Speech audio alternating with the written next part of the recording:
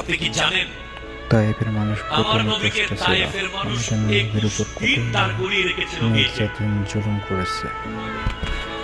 আমাদের 21 দিন নবীও তায়েফের দোয়া গেটে দোয়া আমার দিন, নবী দাঁড়িয়েছিলেন, গেট খুলে নাই। কারণ 21 আমাদের দিন নবী সাহাবারা বলছিল সবাইকে ইয়া নিয়ে রাসূলুল্লাহ জান্নাতে চলেন, আর কত চলে দাঁড়িয়ে গেছে। থাকবো?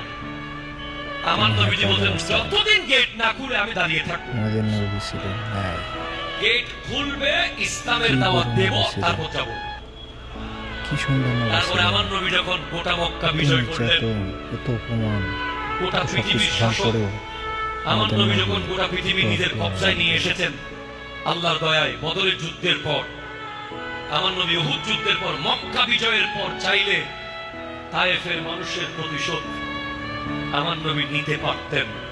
শুধু 21 দিন দাঁড় করিয়ে রাখে নাই, নবীজির দিকে পাগলা কুকুর লেলিয়ে দিয়েছিল। নবীজির